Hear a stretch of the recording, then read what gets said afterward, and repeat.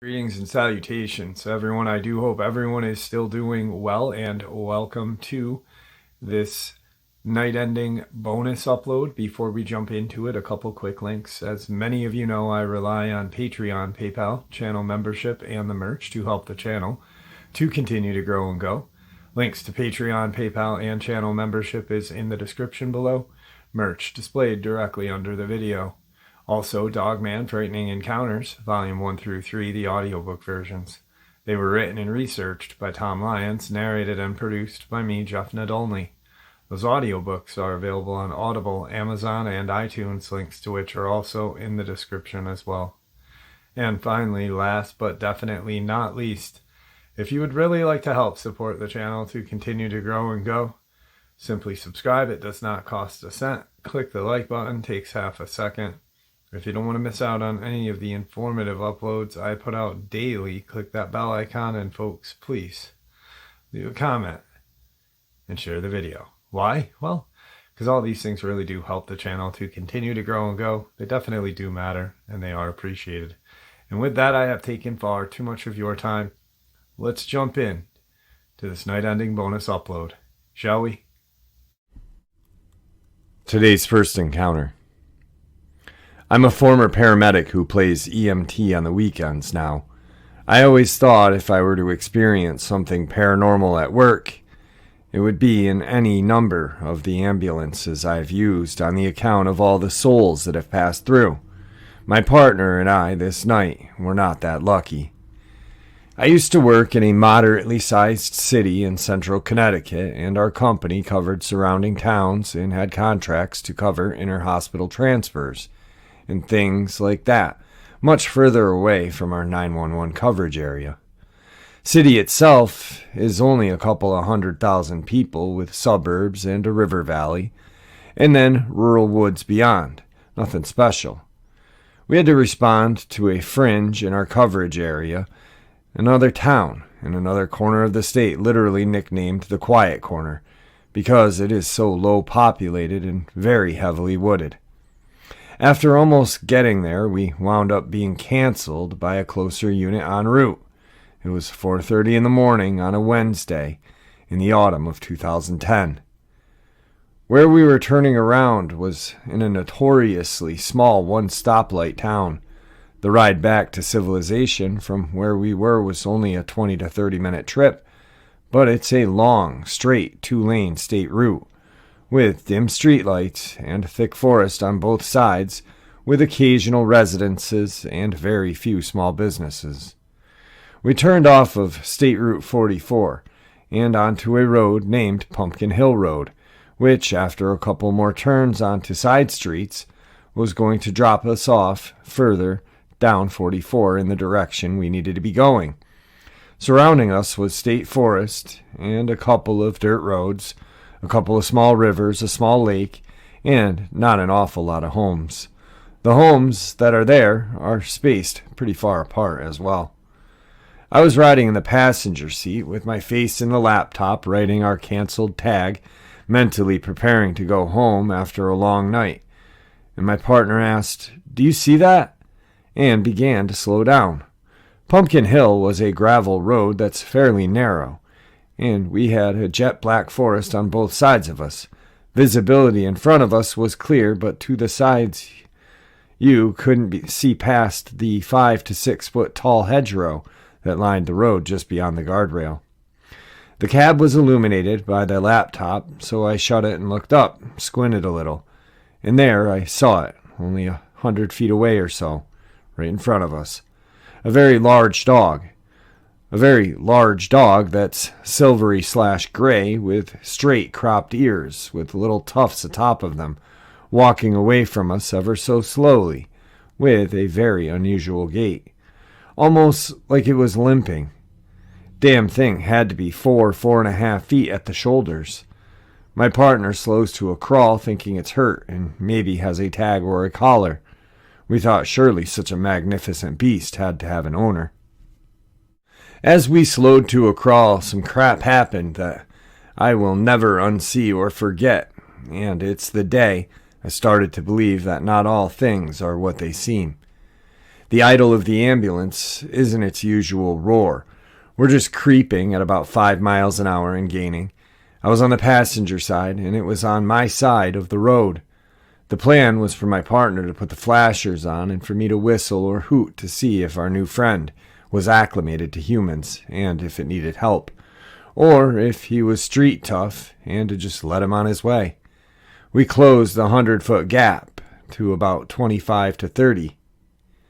As we closed our distance, and right at the 10-yard mark or so, my partner and I simultaneously got a sense of dread. I was suddenly very aware of how much crap I was in, and my blood turned cold. The hair on my arms and neck were standing on end. My vision narrowed. My heart started pumping well over 120 beats per minute. This dog stood up. He just stood up. Not like a domestic dog or a bear or a domestic cat would. Their movements are kind of awkward when they stand, and they're usually pretty quick to go back to all fours after a couple steps. And we do have black bears here, but this definitely was not a black bear. It was too big. This creature was meant to stand up, and it did it as fluently as you and I would. My view of this was from behind, and this thing's shoulders would have put an NFL defensive end to shame. It was a massive animal. My partner stopped the truck. The beast cocked its head to the side ever so slightly, to the left, revealing a single yellowish-green glowing eye. Then turned to my side, the right side of the woods, and bolted. It was over before it even started. What my partner and I had always called the werewolf, we estimated him to be around 7.5 feet tall. Our ambulance is a little over 13-foot clearance, and with the tufts of its ears lined up with about where our emergency lights were on, the front of the top of the truck. The top of its head ended about where the windshield ended. Its shoulders were easily twice the size of a man's, maybe 4.5 feet to 5 feet. Its back muscles were well developed, and it had a tapered waist which led to a bushy 3 to 4 foot long tail, and I kept referring to him because he had enormous testicles. How it walked without those things dragging on the ground, I have no idea. Its quadriceps, if I had to guess, were the size of a man's waist, anywhere between 34 to 40 inches.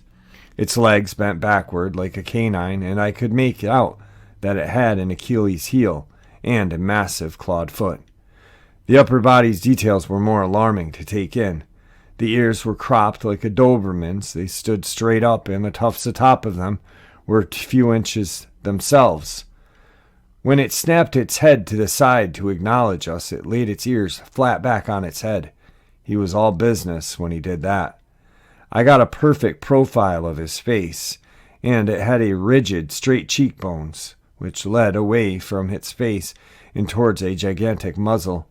The socket around its eyes looked incredibly human, and the eye itself was probably the size of a racquetball, and it was not reflecting light from our scene or headlights. It was definitely glowing a yellowish green. The muzzle could have been a foot long, and it had a big old, shiny, maybe wet dog nose at the end. Its mouth was partially open when it turned its head, and then it looked like it swallowed. I only caught a second or two long glimpse of its mouth. Its gums were black, and it had a dark, maybe purplish tongue. Its teeth were bright white, and it had 2 pairs of fangs. They weren't incisors or inside of its mouth. It had a pair of fangs that sat at the front and outside of its mouth, and at the front and bottom of its mouth.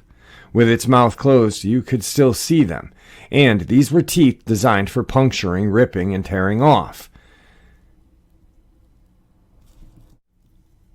And off of its incredible shoulders were its arms, which were jacked and almost twice as long as its legs. The claws of the werewolf ended around to where its knees were, and its claws maybe to be 5 to 6 inches long. The claws were attached to the digits at the end of a hand and did not look anything like a paw. Its forearms were longer than what is humerus would be, and made up the majority of its arm itself. Above the elbow were its biceps, which, if I had to guess, were somewhere around 40 inches around and well defined.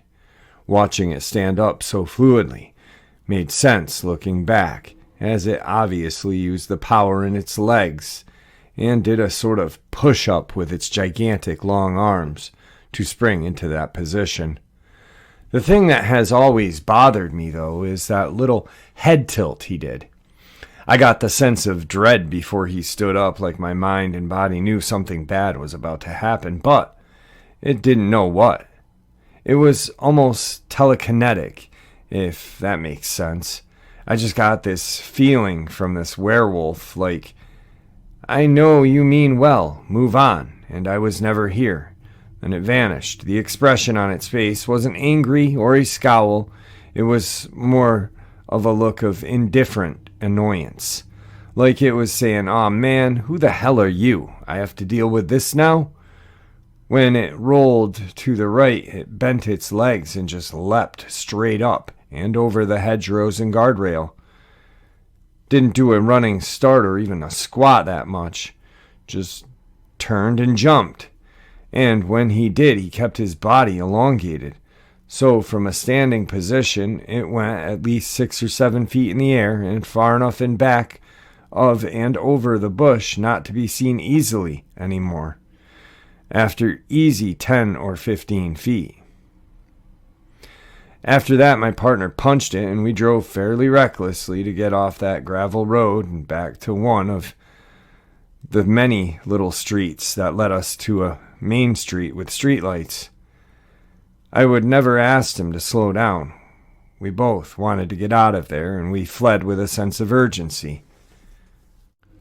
I have seen many canines stand on their hind legs. I've never seen a hellhound sprint with precision over a guardrail and brush. That messed with my head other than that night. After a lot of research, I came upon legends of the Michigan Dogman, the Beast of Bray Road. The only problem is I live in Connecticut, and we are not known for our Bigfoot sightings or wacky cryptozoological stories.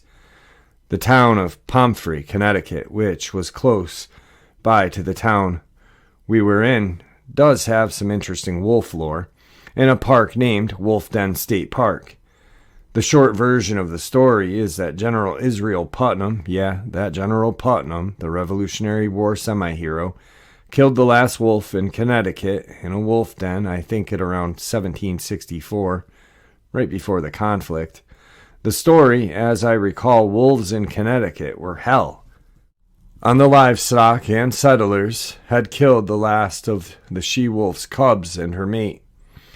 The story goes she started slaughtering livestock and stalking and attacking people, not to eat but to kill. One morning she massacred over 70 sheep, and Israel Putnam was tasked with putting her down. He tracked her to her den and did so. The wolf den is still there to this day. There have been dogman sightings close by in Massachusetts, and even a legitimate gray wolf sighting. In the last decade or so, wolves have been finding their way down New England from Canada. I don't know what I believe in, and it's certainly not werewolves, but I totally saw something that really looked like a werewolf just that one time. My partner and I had worked together in that ambulance for 3 years at the time of the sighting. We knew each other pretty well. And as alarming the events that transpired in front of us were, there was something off about Bob for weeks after the sighting. The ride back to operations, we just could not believe what we had just seen and exchanged things like, "WTF was that?" And, "I don't know, I saw the same thing you did." And, "Did that really just effing happen? I can't believe that just effing happened." After we fueled our truck, we punched out, and on the next I saw him was a Thursday night for our last tour of the week before our 3 days off. When I showed up, he notified me that he had called dispatch and requested to be posted in downtown the entire night, not wanting to leave the confines of the inner city. Not an unusual or an odd request. Some people prefer the busier assignments, and we definitely did, but it became a habit for Bob. And as weeks and months went by, We were never sent out to suburbia for a call after dark for the rest of our 5 total years together. I thought I was just as shaken up as he was, but something was sitting sideways with the way he was acting. And every time I approached him to talk about it, he would just immediately dismiss the topic and be stoic and quiet, or change the subject entirely, leaving an odd vibe I had never felt around my work brother before. Absolutely nothing changed about our job performance and our friendship, but after a while, I suspected my partner had either seen something like this before, or had seen something that I hadn't that night of the sighting. After years of patiently prodding him and asking him what was wrong, he finally disclosed what was bothering him so much about that sighting. And it turned out to be the latter. 9 years later, I have his permission to relay his point of view. Our ambulance was a 2008 AEV box truck. It had a 13-foot clearance, and Bob is 6'5", I'm 5'10", but when seated in the cab, sitting up and facing forward, the top of our heads were probably somewhere around 7.5 to 8 feet off the deck. As a passenger, you can't see an awful lot out of the mirrors, but as a driver, you can see down the side of the truck and pretty well behind you. There's also a mobile data terminal that controlled several functions, including lights, sirens, scene lights, dispatch response, and it also had a 4-screen camera that showed a backup camera, which was mounted on top of the back pointing down at an angle, 2 side cameras which covered the outside ends of the ambulance, and a patient compartment camera, which is the only one that recorded. When you were the driver's seat, you had pretty much all 360 degrees covered. As a passenger, the most you could see out of the mirrors was jack crap, especially since Bob was a giant, and we fought over the mirror angles all the time. As relayed to me by him, Bob said that when he completely stopped, he was looking at the werewolf in front of us, but had a pit in his stomach convincing him that he was not actually looking at us when he turned his head. My eyes were fixated in front of us on this werewolf number 1, Bob trusting his instincts, and which I did not notice him doing because I was busy trying not to piss myself, already had the MDT angled right at him and started cycling through the cameras and turned the side and rear scene lights on.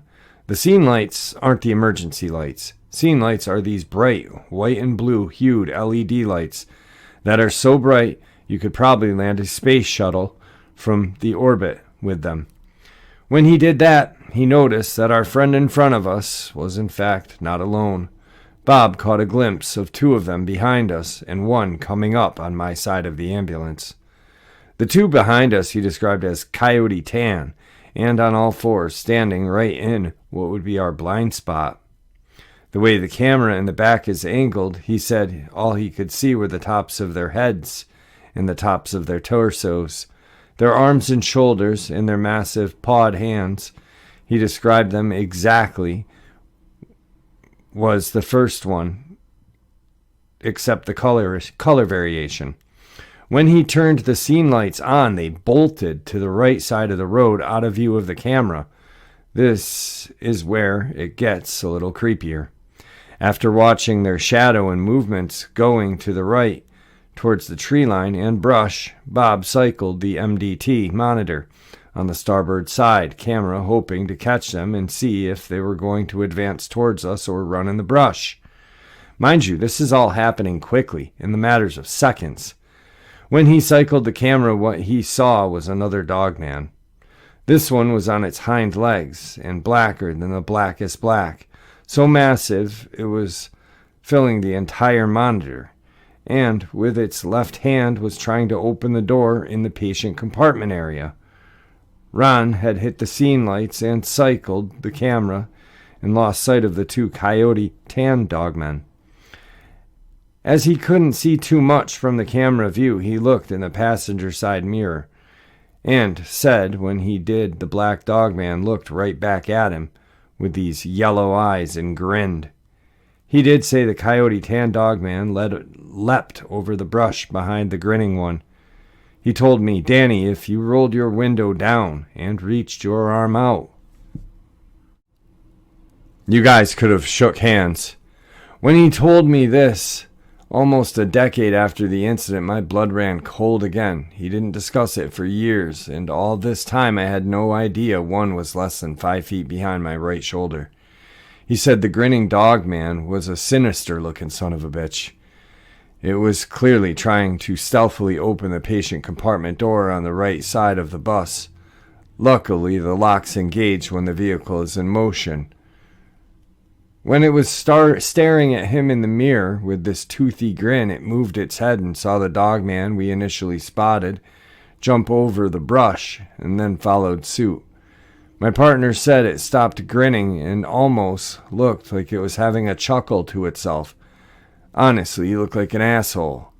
Turned to the right and jumped up over the guardrail with the rest of his pack. As we drove away, I rolled my window down, and we heard very loud, almost like chirping or yapping. It was more like the sounds hyenas make. When I did that, Bob said, "Roll that back up. What the F is the matter with you?" As we sped away, it was over. The whole event couldn't have lasted more than a minute and a half from when we first spotted him at 100 feet down the road. Knowing my partner's side of the story now, after all these years, what bothers me the most is, which is what probably bothered him for so long, is where did the other 3 come from? And what was their plan? What if I was someone alone in a Prius or a Mini Cooper or something? I'd be wolf crap. Were they out for a prowl, just looking to ambush motorists, messing with people? They were so intelligent to move into the blind spots and had a distraction in front like a classic ambush maneuver. After having thought, I settled my nerves over the even years ago now. I have so many more questions I'm afraid I will never have answers to. That's what my partner swears happened the night we saw the wolf beast on Pumpkin Hill Road in a sleepy little corner of Connecticut in our ambulance. Now, I had actually received and narrated and interviewed this case probably a year before I started looking into Brenda Hamilton or Dr. Nancy Shaw, the doctor who was attacked in Georgia while in her car on the outskirts of some town somewhere. And I think Bluebird or something like that. But she was found in a smaller car, door open, and her body was in a ditch, like diagonally from her car. So I was wondering if these creatures that these guys saw, not the same ones, but I'm wondering if that's what happened to Dr. Nancy Shaw. I'm wondering if they used a tactical maneuver to slow her down and take her out of the car and, well, I don't know. Kill her? Feast on her? Who knows? I don't know what happened. I wasn't there. I didn't see the body. But I know she was dead. And it wasn't a pleasant scene from what I've heard. So this account is actually very educational if you think about it. You learn a lot about them, their ambush attacks and stuff like that. So, well, let's move on to the next terrifying encounter. The second experience or encounter of today is one that the photo that you are seeing is part of this, and it is very terrifying. The events described happened 2 days ago in Oklahoma. I'll describe things to the fullest extent possible. Where I live is a semi-urban area close to a river with construction projects, neighborhoods still surrounded and laced with densely wooded creeks. Despite being graced with a nearby Walmart and shops, my side of the town is rather vacant of people any time past midnight. Many stretches of streets are without lights and are surrounded by woods. They are pitch black at most times. I've spent hours walking both through the center of town and through these wooded areas to get home, especially at night.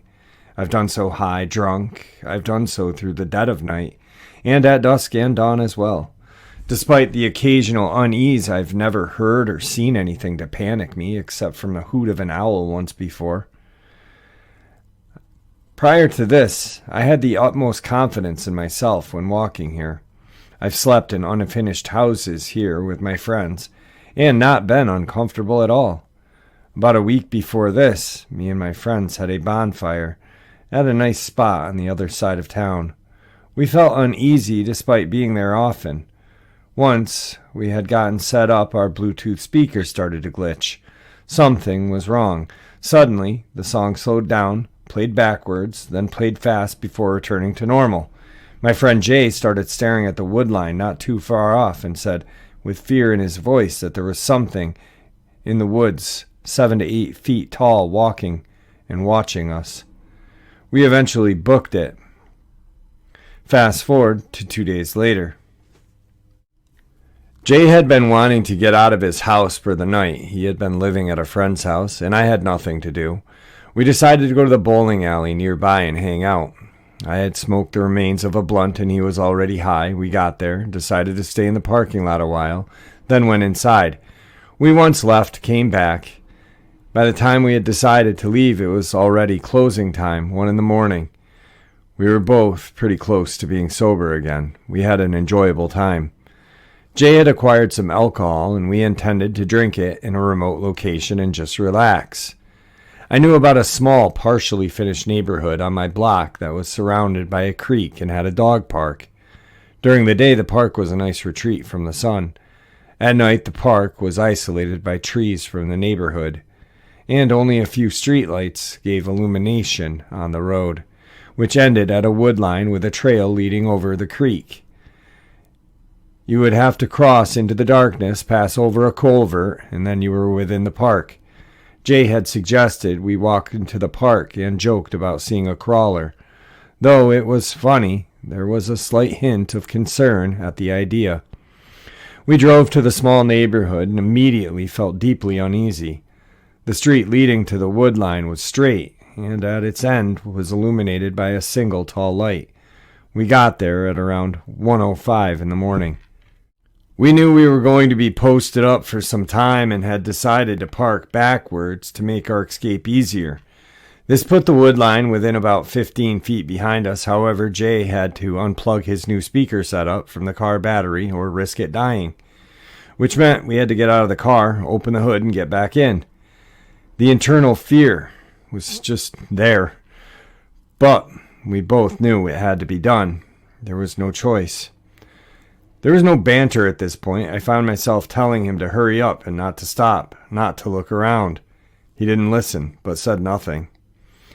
I felt watched, and we both could hear subtle quiet noises, which I can't describe as anything but unusual. After a short time, we quickly re-entered the car. At this point, a deep fear and dread had grasped me.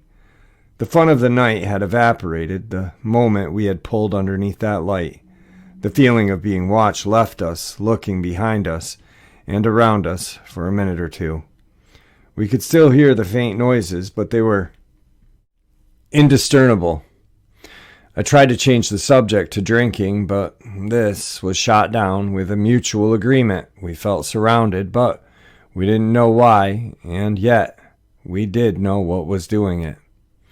Suddenly, Jay swears he can see something behind us to our left due to my position in the passenger seat. I could not make out what he saw. I started looking out the back right window, and as my eyes adjusted to the darkness, I saw something which still causes the hair on my arms and necks to rise. I looked at it for 15 seconds, processing what I was seeing. I couldn't believe it. About 10 feet away, close to the wood line, or perhaps among it, I saw a form clear as day. It seemed to be broken up by the brush, but It was close and large. I believe I only saw a small part of this thing. I saw no legs or head, but it was almost as if I was looking at its back. The skin was a sickly white. It looked like dry animal skin. Never in my life had I ever seen something which demanded an immediate and overwhelming fear response.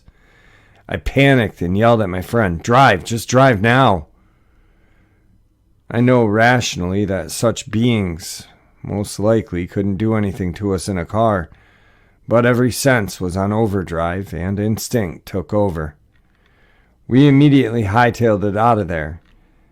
I had the chance to look behind us the entire time as we left, and as I was staring back at that light pole from the direction Jay had said he saw something, I saw something for about 2 blinks of an eye run underneath that light pole and disappear into the darkness. It was sickly skinny. It was running on all fours. I saw its head as well. The thing was running incredibly fast, at least as fast as the car was going. At this point, I knew there was 2 of them. I knew they were real, and I knew I was terrified in a way I have never been before. I remembered hearing about these creatures hating cameras, and I told Jay to take us to Walmart right away. As I mentioned earlier, the streets at this time are empty and typically dark and wooded. We were in a state of horror, and we were processing what had just happened. We realized we couldn't return home at this point. The only thing that we could do to pass the night was attempt to sleep. Would be to park in a secure place, which shockingly meant not home. This happened in my block, remember. As we make the 2-mile drive, Jay freaks out and says he saw one running down the street on one of the side roads. Personally, my eyes have terrible night vision. Being that things tend to be blurry in the darkness, I could sense some kind of movement behind us. I could not see anything as certain as I had back at the wood line. We were the only car on the road until the very end of the trip. A sense of exhaustion had hit us as soon as we parked. We finally had time and a chance to process what had just happened. The moment I began to tell what I saw, I started to tear up and cry. Though I was not weeping per se, to my astonishment, he told me what he had seen. Another crouching down, as it often are described, straight arms crossed and all. He also cried and laughed. This laughing and crying occurred multiple times throughout the night. I was stunned, excited, scared, and felt absolute dread as we sat in the empty-ish Walmart parking lot at 1:15 in the morning. Nothing in my life had scared me to such an extent that just talking about it could induce fear. As we talked and eventually calmed down as much as one can, Jay had noticed movement from the bushes about 70 to 100 feet in front of us, as we had parked, pointing towards yet another unlit road which ran across another gigantic creek. At this distance and the lighting condition, my vision was blurry, but I could pick up something as well. In the bushes, we could see something resembling a gray mass, which sometimes presented itself as a head, which just ever so barely popped up. We see this for 10-15 minutes, after which point it definitely moved around or another one of them had arrived. The reason being, in another bush to the right, we got a somewhat clearer sight of the thing, as the bush was slightly more lit up. At some point I saw a pair of skinny white legs inside the bush itself. They ever so slightly shifted around and then disappeared back into the brush. I excitedly told Jay, as this was the creepiest sight of it I had while parked in the lot. At another point, Jay gasped and said it was standing up. Again, it was. Dark out and my vision sucks, but I could yet again sense behind the blurriness that something was indeed there. It was indeed very tall, even above these 4-foot bushes. After this, I see a reflection of 2 tiny lights from around the left bush, but weirdly, almost entirely on the ground. It had to have been in the grass, and the skeptical part of me says it might have been just an animal, but something was definitely reflecting back at us. The entire duration, while parked, we had been taking pictures, and I had the idea to take a video. However, due to the dubious quality of the camera, distance lighting, and unclean windshield, these pictures and video were rather inconclusive. It must be noted that when Jay had attempted to take the first picture, it darted off, and he snapped it halfway through the process, though the image is unsurprisingly unclear. After I took a video, we stopped paying attention to the bush and started talking again. We were exhausted, emotionally in absolute turmoil, and physically looked like we had been up for days on end. We were still uncomfortable, and I was thirsty. At this time, it was closer to 2:30 in the morning. I suggested we go to the gas station that's open 24/7 for some water, and it was much more urban. As we left, we came to a stoplight, and to our right was another set of brush and trees. It went back quite a ways, and was dark past the point, despite us exiting a well-developed parking lot. For example, there was a Sonic directly to our left. Jay had mentioned he had seen something inside of this area watching us before we turned left to the spot at the light. Fear once again struck me as the woods were on my right. The light was red. There were no cars, no people but us. I looked back into the woods, and my eyes were adjusting. I could vaguely make out something, as Jay told me he saw something there. I looked away for a minute, looking back, and locked eyes with it. It must have been behind a tree. I could only see its upper head area. It blended in with the trees by its color, but stood out just the same by its shape. I looked into two large voids surrounded by a round head which seemed to be defined in shape by its two pits. They seemed to be sunken in, pale white, turned gradually into an abyss of emptiness. It must have been standing, even back a ways. It was much taller than the car. The moment I locked eyes with it, I never blinked, never looked away. All my senses went haywire. Adrenaline immediately hit me. The second I locked eyes with it, I was in a state of internal hell, animal fear. I told Jay I saw it, but I rapidly slid into talking to it. First I tried telling it off, to leave us be, and I then didn't have faith in any higher power, but I quickly started praying to it. I didn't know what else to do. My voice was angry and firm. There was no hint of weakness. Pure instinct was taking over, for as much as one's natural senses can lead them in confronting something that confronts our being as much as this did. No tears grazed my cheeks then. The light would not turn from being red. We were the only car there. We were stuck by the light. And I, the only one looking at this thing, was stuck looking at it. When I concluded my prayer, I told Jay that he needed to run the light. Even as I was doing this, I was staring at it. For what felt like too long, the car finally shot off, and we ran the light. The moment I broke eye contact with it, I burst into tears and started to cry. I rarely cry, and nothing has ever put enough fear into me to make me cry.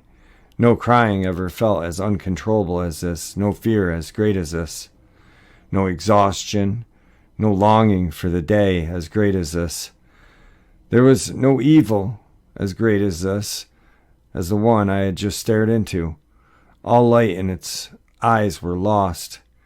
I have never been a firm believer in the idea of absolute good and evil, but since this has changed. When I was talking to it, I was not there. Only the most basic aspect of my being remained, to stand up to this creature. No plan, no decision, no resolution, no wisdom, no knowledge can prepare you when you look into this creature's eyes. Anything that happens within your mind during and after this is forever imprinted. We drove to the gas station, and I felt shattered in some way. I was tired, and we spent the night in the parking lot until the sun rose, at which point we then decided to go to our respected homes. If I could recommend a word of advice for anyone looking for these things, don't. But if you do just know the image of it may be unbearable to your senses, chances are whatever plans you cooked up to protect yourself or confront it will be conducted under an extreme state of fear or distress. As ready as you think you will be, you won't be mentally, ever. You will have only your gut or God to guide you. It seems to me that the idea that this thing is demonic may have some credence to it, and I've never been particularly predisposed to beliefs.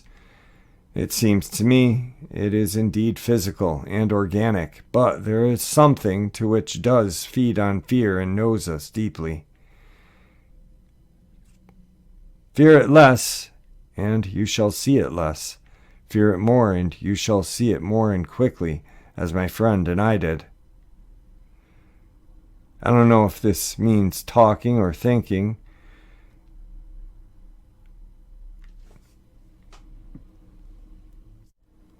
But perhaps common sense would say yes. The idea that it will avoid cameras able to see infrared seems likely to hold water, though I cannot say for certain. I didn't hear some crazy sounds people have heard, and thankfully not.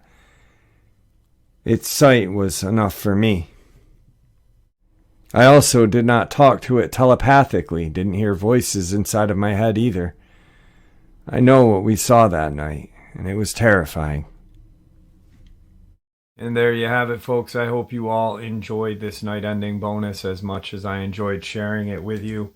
I'd like to thank you all for supporting the channel.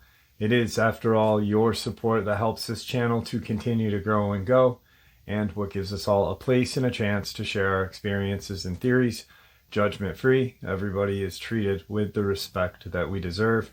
Please stay safe, happy, healthy, and ever vigilant, keeping an eye on our children, pets, family, and friends. These creatures in these events have happened and are real. Share this information with those you love and care about, and it may just help save their lives someday. Until next time, never stop asking questions. Never stop searching for the truth, and God bless you all.